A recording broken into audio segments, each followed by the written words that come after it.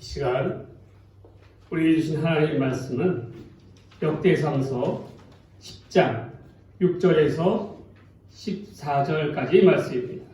구약성경 625쪽입니다. 구약성경 625쪽입니다. 역대상서 10장 6절에서부터 14절까지 말씀입니다. 하나님의 말씀을 받들어 봉독합니다. 이와 같이 사울과 그의 세 아들과 그 온 집안이 함께 죽으니라. 골짜기에 있는 모든 이스라엘 사람이 그들이 도망한 것과 사울과 그의 아들들이 다 죽은 것을 보고 그 성읍들을 버리고 도망하매 블레셋 사람들이 와서 거기에 거주하니라. 이튿날에 블레셋 사람들이 와서 죽임을 당한 자의 옷을 벗기다가 사울과 그의 아들들이 길보아 산에 엎드러졌음을 보고 곧 사울의 옷을 벗기고 그의 머리와 갑옷을 가져다가 사람을 블레셋 땅 사방에 보내 모든 이방 신전과 그 백성에게 소식을 전하고 사울의 갑옷을 그들의 신전에 두고 그의 머리를 다곤의 신전에 단지라. 길르앗 야베스 모든 사람이 블레셋 사람들이 사울에게 행한 모든 일을 듣고 용사들이 다 일어나서 사울의 시체와 그의 아들들의 시체를 거두어 야베스로 가져다가 그곳 상수리 나무 아래 그 해골을 장사하고 7일간 금식하였더라. 사울이 죽은 것은 여호와께 범죄하였기 때문이라. 그가 여호와의 말씀을 지키지 아니하고 또 신접한 자에게 가르치기를 청하고 여호와께 묻지 아니하였으므로 여호와께서 그를 죽이시고 그의 나라를 이새의 아들 다윗에게 넘겨주셨더라. 아멘. 오늘 이 시간에는 명심하며 삽시다라는 제목으로 하나님 말씀 전해드립니다. 올해도 어느덧 마지막 주일을 맞이하게 되었습니다. 올 한 해를 정리하면서 우리가 털어버릴 것은 털어버리고 또한 우리의 기억 속에 명심해야 할 것은 명심하며 두어야 할 것입니다. 이 명심이라는 말은 잊지 않도록 마음에 새겨두는 것을 의미합니다. 새겨둔다는 것은 기록하는 것이죠. 그것을 명심이라고 표현합니다. 한자로 하면 새길 명자에 마음 심자, 마음에 새겨둔다라는 뜻이죠. 올 한 해를 우리가 정리하면서 우리의 삶에 있어서 우리를 슬프게 한 아픈 상처들은 속히 털어내는 것이 좋습니다. 왜냐하면 그런 것들이 우리 마음에 쌓이게 되면 오히려 그것이 독이 되고 오히려 병으로 다가올 수가, 마음의 병으로 다가올 수가 있기 때문에 그렇습니다. 이와는 반대로 우리 삶에 진정 유익한 것, 특히 삶이 가져다주는 교훈적인 그러한 것들은 항시 결코 우리는 잊어서는 안 됩니다. 이는 우리가 성장하고 자라는 데 있어서 큰 자양분이 되기 때문에 그렇습니다.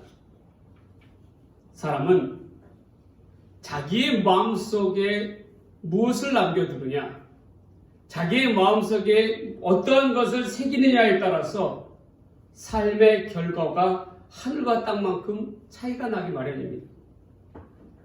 세상의 것, 세상의 온갖 욕심과 쾌락과 허황된 꿈만을 쫓아 그것을 마음에 새기고 살아가는 사람은 그 끝이 반드시 불행으로 끝나게 되어 있습니다.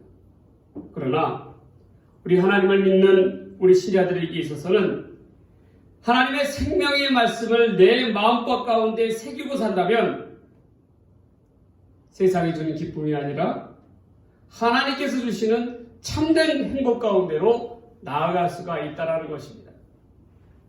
특별히 하나님께서는 오늘 본문의 말씀을 통하여 우리 성도들이 마음에 진정 무엇을 새기고 살아가야 하는지에 대해서 제시해주고 계십니다. 그 명심할 바가 무엇인지 오늘 본문을 통하여 한번 살펴보도록 하겠습니다. 첫 번째로 우리가 명심해야 될 것은 바로 책임이라는 것입니다. 물건이 변질이 되면 쓸모가 없습니다. 결국 버릴 수밖에 없습니다. 아무리 맛 좋은 음식을 준비하고 마련했다 할지라도 그 음식이 맛이 변질이 돼버리면, 상해버리면 버릴 수밖에 없는 거예요. 먹을 수도 없는 것을 자칫해서 먹었다가는 큰 탈이 나기 때문입니다. 음식도 마찬가지지만 사람도 그렇다라는 거예요. 사람이 변질이 돼버리면 그 사람은 백해무익한 사람이 될 수밖에 없습니다. 마치 버리는 쓰레기와 같이 꼴사 나온 그런 존재가 될 수밖에 없다라는 거예요. 예수님의 말씀 중에서 악한 농부에 대한 비유가 나옵니다. 이 비유 속에는 포도원이 등장하는데, 포도원에는 포도원 주인이 있었습니다. 주인은 온갖 모든 것을 이 포도원에 부족함 없이 잘 갖춘 상황에서 농부에게 세를 주었습니다. 포도원을 빌려주었다라는 거예요. 처음에 농부의 마음은 순전하였습니다. 착했습니다. 그리고 주인에게 제때에 그 세를 거두어들 때, 포도원을 거두어들 때가 되면 그 세를 갖게 놓으라고 철석같이 다짐했습니다. 농부는 그 해에 열심히 일을 해서, 땀 흘려 일을 해서 농사를 지었고, 또 풍년이 들어서 그 소출이 풍성하였습니다. 그런데 그 엄청난 소득을 본 농부의 마음속에 뭐가 자라나기 시작했냐면 탐욕이라는 게 자라나기 시작한 거예요. 탐욕이. 견물생심이라. 그만 탐욕이 마음속에서 자라나다 보니까 사람이 변질이 되는 거예요. 사람이 변질되는 것은 반드시 마음에서부터 시작되는 것입니다. 주인에게 감사한 마음으로 세를 바쳐도 모자랄 그러한 농부가 오히려 세를 받으러 온 주인의 종을 때려서 죽이는가 하면 마지막에 주인의 아외아들조차도 죽이고 그 포도원 자체를 빼앗아 버립니다. 사람은 이처럼 악해지면 끝이 없습니다. 그래서 욕심이 잉태한 즉 죄를 낳고 죄가 잉태한 즉 사망을 낳는 거예요. 변질된 그 농부는 그는 한 가정의 가장으로서 자기는 물론 온 가족을 망하게 하였습니다. 주인이 그의 모든 것을 빼앗고 진멸을 해버렸어요. 진멸이라는 것은 그뿐만 아니라 그의 가족조차도 내쫓아버린 거예요. 눈앞에 보이는 욕심으로 인해서 자신뿐 아니라 가장으로서, 한 가정의 가장으로서의 책임조차도 져버린 거예요.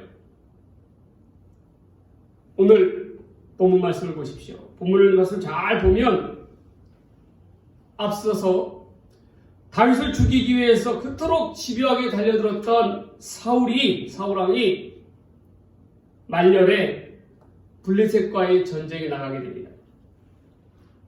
치열한 전쟁 속에서 사울도 그만 전사를 하고 그의 세 아들조차도 죽음을 당합니다. 블레셋 사람들은 사울왕의 머리와 갑옷을 취하여서 그 갑옷을 자기의 신전에 두고 사울의 머리를 어디에 두었냐면 다곤, 이방 신전인 다곤의 신전 앞에 매달았습니다. 성경은 사울과 함께 그의 온 집이 멸망하였다라고 증거합니다. 사울과 그의 가정의 말로가 얼마나 비참합니까? 처음에 사울은 왕이 되기 전에는 인간미가 넘치는 사람이었습니다. 부모에게도 극진하였고 한때는 선지자들과 섞여서 예언을 할 정도로 신실한 사람이었습니다. 그리고 그가 왕으로서 제비 뽑히자 내가 이를 감당하지 못하겠다라고 하고 숨어버린 연약하고 겸손한 사람이었습니다. 그런데 그가 왕권을 차지하고 권력의 맛을 들리기 시작한 이후에는 점차 사람이 어떻게 되었어요? 변질이 되어버렸다는 거예요. 초심을 잃게 되었다는 것입니다. 그리고 나중에는 하나님의 말씀을 저버리고 자기를 왕위에 올려주신 하나님의 말씀을 저버리고 불순종하였다는 거예요. 그는 사울은 악신에 사로잡혀서 붙들렸고 영적인 궁핍함에 무당까지 찾게 됩니다. 신접한 자 무당을 찾게 된 거예요. 시간이 지날수록 사울은 하나님께 나아가는 것이 아니라 점점 교만하여져서 그의 삶 속에 겸손이라는 것이 사라져버렸습니다. 완전히 딴 사람은 초신과는 다르게 변질되어서 딴 사람이 되어버린 거예요. 결국 그의 아들들과 함께 전쟁에 나가 모두가 전사하고 맙니다. 사울은 시작은 좋았지만 끝은 말이 아니었습니다. 왜 그랬습니까? 사울은요, 개인의 영적인 책임을, 하나님 앞에 영적인 책임을 올바로 세우지 못했기 때문에 그렇습니다. 영혼이 썩어 들어가니까 가장으로서의 책임도, 왕으로서의 책임도 전혀 마음에 두지 않았기 까닭에 전쟁에서 져서 목숨을 잃는 패가망신의 상황 가운데 놓인 거예요. 여러분, 이처럼 리더는 교회에서나 가정에서나 한 나라에서나 리더는 그 책임이 너무나도 중요하다는 거예요. 하나님께서는 우리에게 하나님의 백성으로서 책임을 주셨습니다. 특히 영적인 지도자인 목사들에게는 목사로서의 책임을 허락하여 주셨어요. 교인들의 영혼을 책임지는 그 책임이 얼마나 큽니까? 목사가 어떻게 하느냐에 따라서 그 양들이 달라지는 거예요. 올바르게 자라나느냐 아니면 그릇되게 자라느냐의 책임이 누구에게 있냐면 목사들에게 있어요. 목사가 타락해서 목사의 길을 포기하면 본인도 망할 뿐 아니라 목사의 가정도, 교회도, 교인들도 모두 망치게 되는 것입니다. 여러분, 이 땅에 우리 교회의 모습을 보세요. 교회가 왜 문제가 생깁니까? 교회가 왜 불행해집니까? 이 모든 교회의 불행의 근원은 어디에 있습니까? 다른 데서 찾을 필요 없어요. 바로 교회의 우두머리라고 할 수 있는 목사들 때문입니다. 목사들이 영적인 아비로서의 구실을 못하기 때문에 그런 거예요. 세상에 취하고 돈에 취하고 세상 앞에서 거짓말을 밥 먹듯이 하고 대대고 잘못은 분명 자신들이 저질렀음에도 불구하고 전혀 책임이라고는 지려고 하지 않는 그러한 모습 속에서 어떻게 리더로서의 영적인 권위가 회복이 되겠냐는 거예요. 우리는 항상 책임의식을 가지고 살아야 합니다. 특별히 교회에서는 내가 권사로서, 안수 집사로서, 목사로서 책임을 가지고 살아야 한다는 거예요. 장로로서 책임을 가지고 살아야 한다는 거예요. 그래야 교회가 든든히 세워지는 것입니다.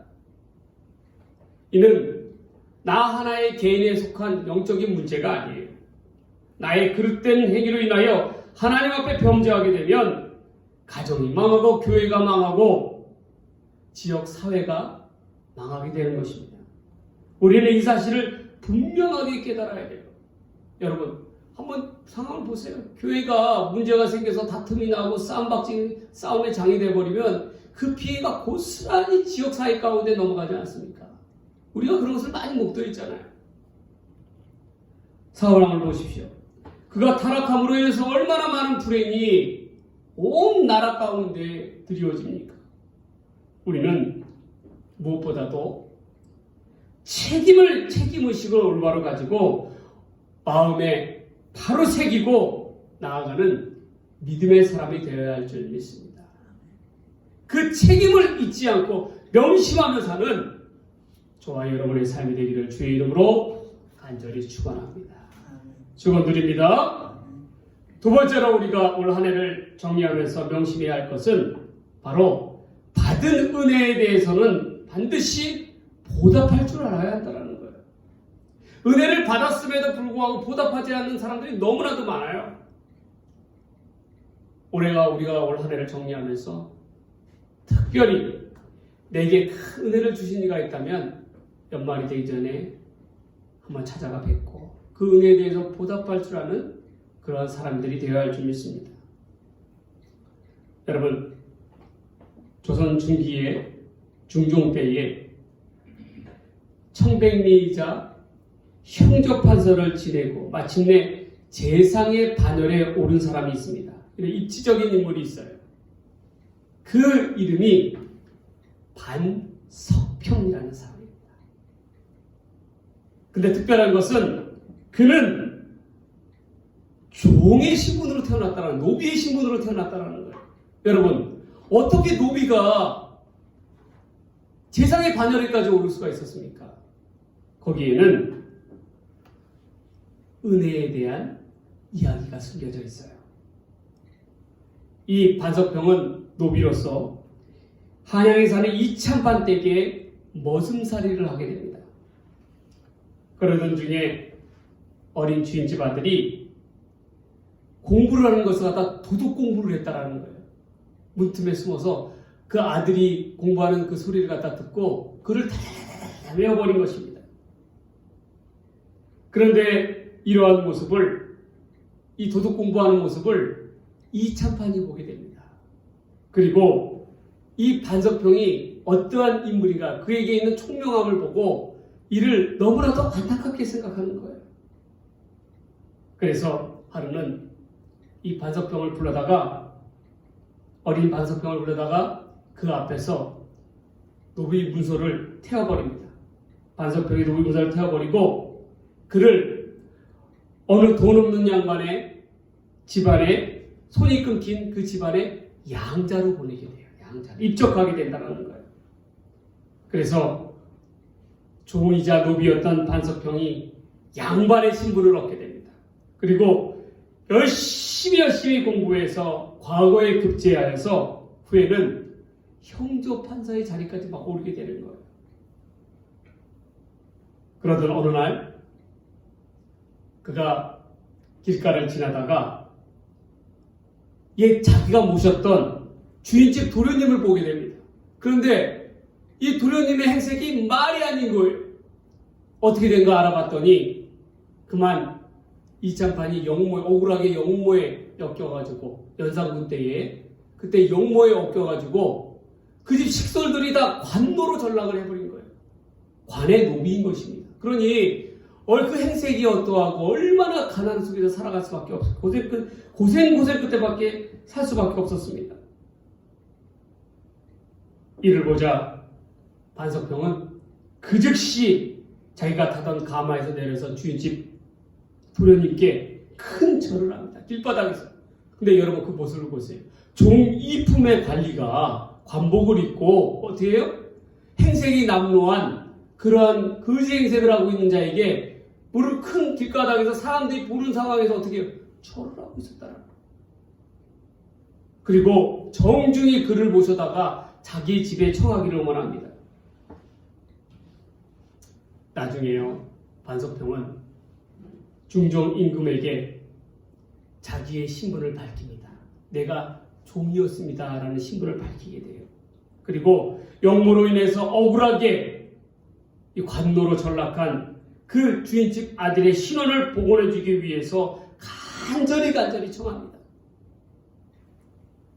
이를 기특하게 여긴 중종은 그 많은 이 반석평을 시기하는 그 신하들의 그 시기와 질투의 말들을 갖다가 접어두고 이 원래 노비의 신분이었던 반석평을, 직분을 그대로 두고 이 주인집 아들의 신원을 복원해주고 또한 특별히 그에게 벼슬까지 하사한 거예요. 여러분, 비록 자기의 예전 신분이 탄원하게 되면 자기에게 얼마나 큰 해가 닥치겠어요. 자칫하면 목숨을 부지할 수가 없는 거예요. 어떻게 종이 왕의 신하가 될 수가 있습니까? 그는 목숨을 걸고 왕 앞에 진언을 한 거예요. 자기가 비록 그 벌을 받는 한이 있더라도 어떻게 해요? 주인 이참판에 대한 은혜를 갖고자 했다는 거예요. 그것을 위해서 온 힘을 다하였던 것입니다. 이 반석평의 후손이 누구였냐면, 직계의 후손이 누구냐면 바로 UN 총장을 지냈던 반기문 위원입니다. 여러분, 이처럼 사람은 자기가 받은 은혜에 대해서 갖고자 노력해야 돼요. 그러한 까닭에 어떻게 돼요? 그러한 후손들 가운데서도 이런 위인들이 나올 수가 있는 거예요. 왜? 정신을 바르게 하기 때문에 그런 거예요. 또한 은혜를 낳게, 또 다른 은혜를 낳게 되는 것입니다. 선한 영향력이 대물림이 되는 것이에요. 그러한 까닭에 우리는 은혜를 받았으면 반드시 이에 대해서 갚을 줄 알아야 된다. 그런데 요즘 보면 우리 세대를 보십시오. 그렇게 은혜를 받았음에도 불구하고 어떻게 돼요? 언제 그래야든지 남을 하듯이 싹 돌아서서 입 싹 닦는 그런 파렴치한 사람들이 얼마나 많이 있습니까? 그래서는 안 된다라는 거예요. 내가 받은 은혜가 있다면 갚을 줄도 알아야 돼요. 여러분, 성경에 예수님께서 10문둥병자를 고쳐주었습니다.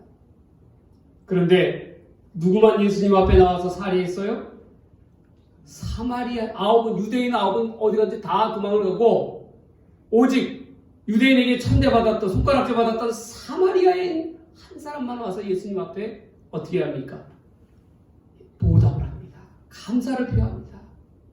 이에 예수님께서는 말씀하시잖아요. 나머지 9은 다 어디 갔느냐? 그러면서 뭐예요? 네 믿음대로 될지어다. 그리고 그에게 뭐 해줬습니까? 병고침의 확신뿐만 아니라 뭘 또 선물로 더해 주셨어요? 감사로 나아가는 자에게 하나님의 나라 구원을 선물로 허락해 주시지 않습니까? 그것만큼 영적인 큰 선물이 어디 있어요? 감사로 나아가니까 뭐예요? 은혜 위에 또 다른 은혜를 더해 주시잖아요. 마찬가지예요. 우리도 하나님 앞에 나아갈 때 어떻게 됩니까? 명심해야 될 것은 불평과 불만으로 나아갈 것이 아니라 감사로서 나아가면 하나님께서 보너스를 주신다는 거예요. 어떤 보너스? 은혜 위에 더함이 있는 은혜를 더하여 주신다는 거예요. 우리가 그것을 꼭 명심하며 살며 나아가야 할 줄 믿습니다. 오늘 본문으로 돌아가서 다시금 살펴봅니다. 본문의 길르앗 야베스 사람들은 은혜를 오랫동안 기억하고 있다가 보답한 그 내용이 나옵니다. 사울왕이 왕으로 즉위한 지 얼마 안 돼서 암몬 사람 나하스가 무리를 거느리고 올라와서 이 길르앗 야베스 사람을 협박했습니다. 위협했습니다. 나하스가 길르앗 야베스 사람들에게 뭐라고 얘기하냐면, 너희는 이제 항복하고 나를 섬기고 다짐하고 그 대가로 너희의 오른쪽 눈을 빼라는 거예요. 이거 얼마나 무서운 이야기입니까? 그러니 이 길르앗 야베스 사람들은 이러지도 못하고 저러지도 못하고 고민 가운데 쌓여 있는 거예요. 이때에 정할 수 없어서 이스라엘 왕 사울에게 기별하여서 자기네들을 제발 좀 살려달라고 그렇게 호소를 합니다. 이때에 사울은 이스라엘 자손 중에 33만 명을 모집해서 이 암몬 사람 나하스를 격파하고 길르앗 야베스 사람들을 구원합니다. 이때에 이 야베스 사람들은 사울 왕이 얼마나 고마운지 그 은혜를 잊지 못했다라는 거예요. 평생 잊지 못했다라는 것입니다. 그리고 40년의 시간이 흘렀습니다. 사울 왕이 블레셋과의 전투에서 전사하고 그의 몸이 찢겨나가고 그의 머리는 다곤 신전에 매달려 있어서 내팽개져 있다라는, 사람들의 구경거리가 되었다는 그 소식이 누구에게 들렸냐면 길르앗 야베스 사람들에게 들렸다라는 거예요. 그래서 이 사실을 알게 된 길르앗 야베스 사람들이 이제 우리가 40년 전에 사울 왕에게 받았던 은혜를 갚을 때다라고 하면서 어떻게 하냐면 용사들이 일어나서 적진에 뛰어들어서 어떻게 하냐면 사울의 그 시신을 갖다 거두고 그 아들들의 시신을 거두고 어떻게 돼요? 장사를 치러 주었다라는 거예요. 그리고 어떻게 했습니까? 상수리나무 아래에다가 묻어 주었다라는 것입니다. 자신들의 입은 은혜를 40년 전에 입은 은혜를 비로소 갚았다라는 거예요. 이 사실들에 대해서 이 사울을 이어서 왕이 된 다윗이 이 길르앗 사람 야베스 사람들을 그렇게 축복합니다. 비록 한때는 사울이 나를 비박하였고 나를 죽이려 하였지만 어찌됐거나 그는 이스라엘의 왕이지 않습니까? 이 왕의 시신을 거둔 이 선한 일을 베푼 이 길르앗 야베스 사람들을 후히 대하고 자신이 반드시 보답하겠다라고 그렇게 약조를 합니다. 여러분, 이처럼 은혜를 받았으면은 아무리 시간이 지난다 할지라도 이에 대해서 보답하려고 노력하는 것이 사람의 본분이자 도리입니다.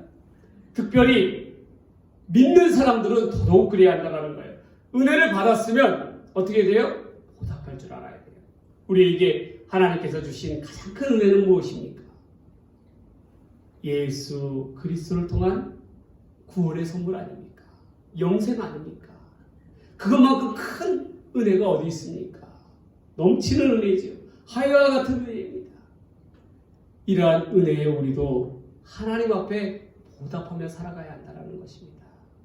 그런데 어떻게 해요? 보답하기는커녕 사울처럼 불순종함으로 하나님의 말씀을 거역함으로 나아가서는 안 된다는 거예요.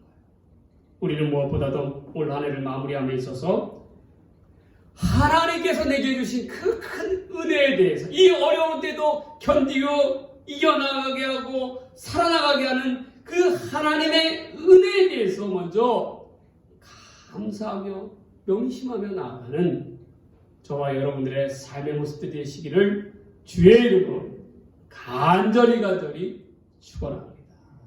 축원합니다. 마지막 세 번째로 우리가 명심하며 살아야 될 것이 무엇입니까? 바로 하나님의 주권을 명심하며 살아가야 한다는 거예요. 특별히 오늘 본문은 하나님의 주권에 대해서 강조합니다.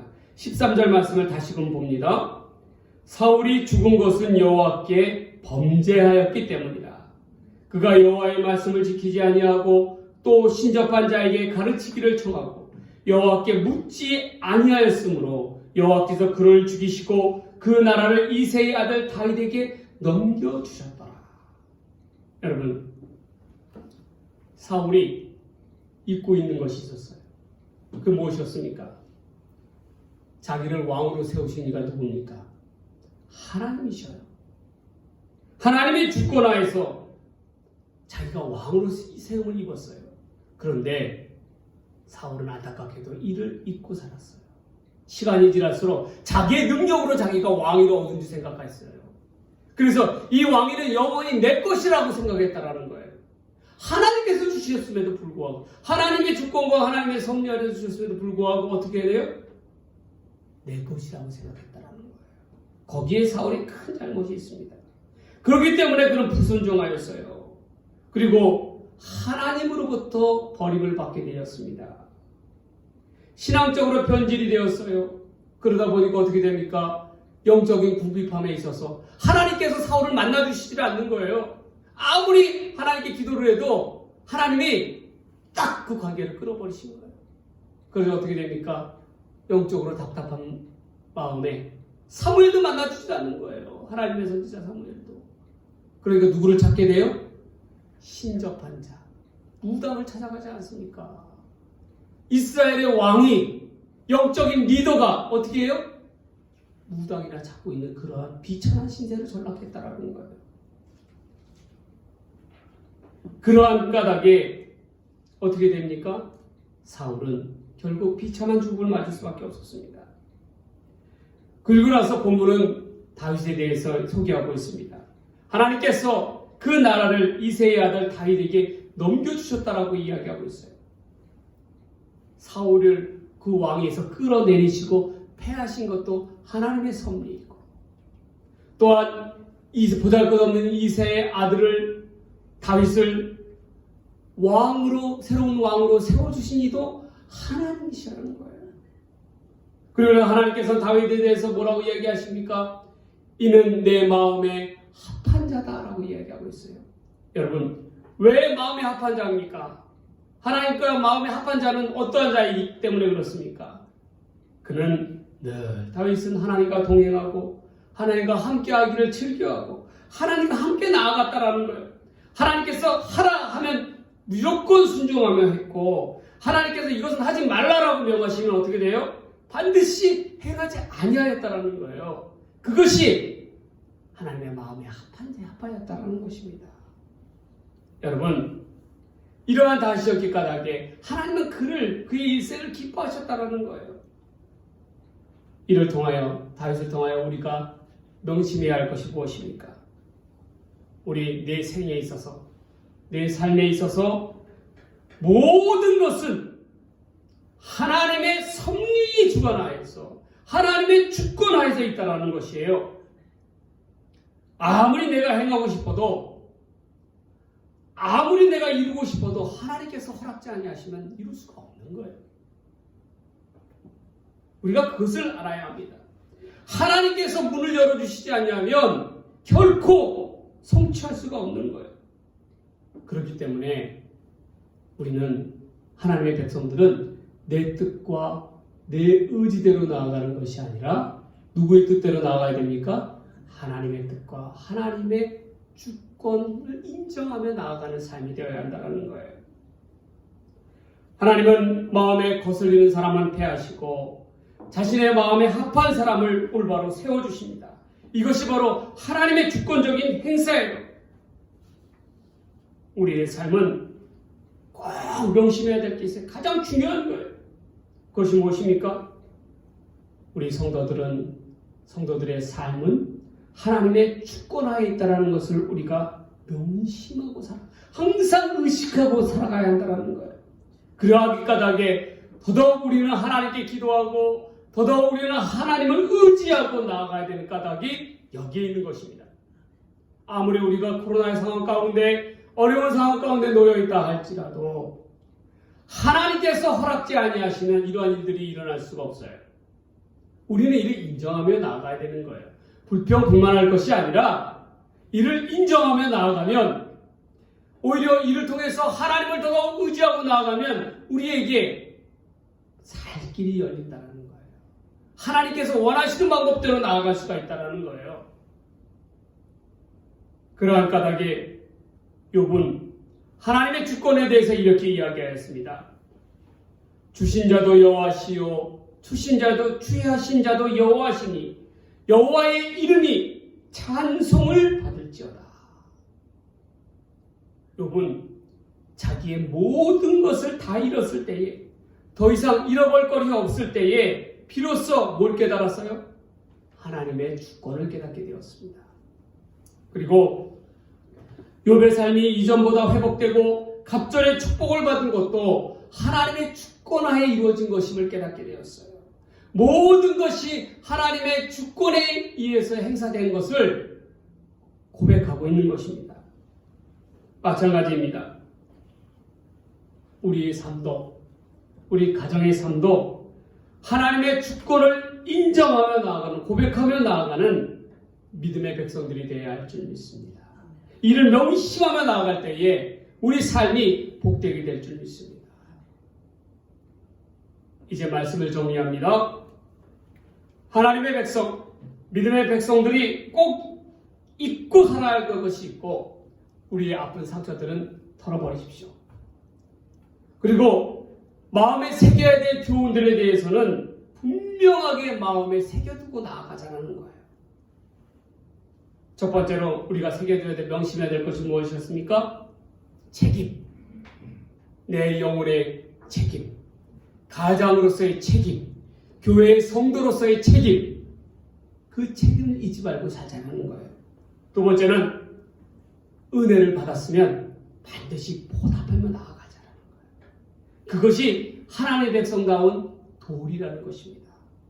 마지막 세 번째로 내 삶 속에서 역사하시는 하나님의 주권을 인정하며 나가자는 거예요.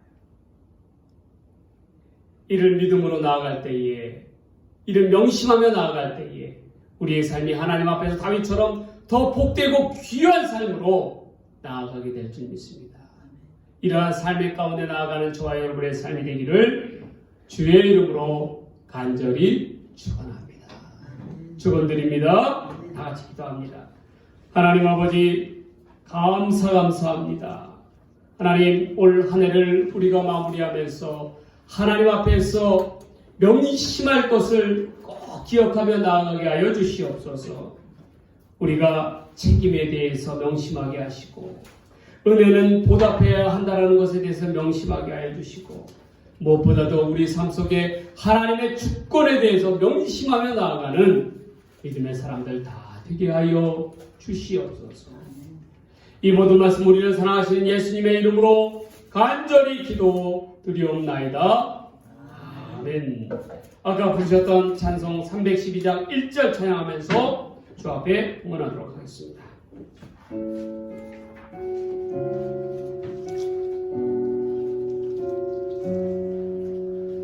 너 하나님께 이끌리여 일평생 주만 바라면 어려울 때 힘 주시고 언제나 지켜주시리. 주 크신 사랑 믿는 자 그 반석 위에 서리라. 아멘. 하나님 아버지 감사합니다. 귀한 믿음의 예물로 하나님 앞에 영광 돌리기를 원합니다. 이 예물 가운데 하나님께서 역사하여 주시고 이 예물을 통하여 하나님 나라만 이루어가게 하여 주시옵소서. 귀하신 말씀 우리 주님 예수님의 이름으로 간절히 기도드리옵나이다. 아멘. 자, 축도함으로 예배 마치도록 하겠습니다. 이제는 우리 구주 예수 그리스도의 은혜와 아버지 하나님의 사랑과 성령님의 감화감동 교통 역사하심이 하나님의 말씀을 명심하며 살아가기를 소원하는 다산에 속한 모든 믿음의 식구들 위해 한 영혼 가정 위에 이제부터 함께해 주시기를 간절히 축원하옵나이다. 아멘.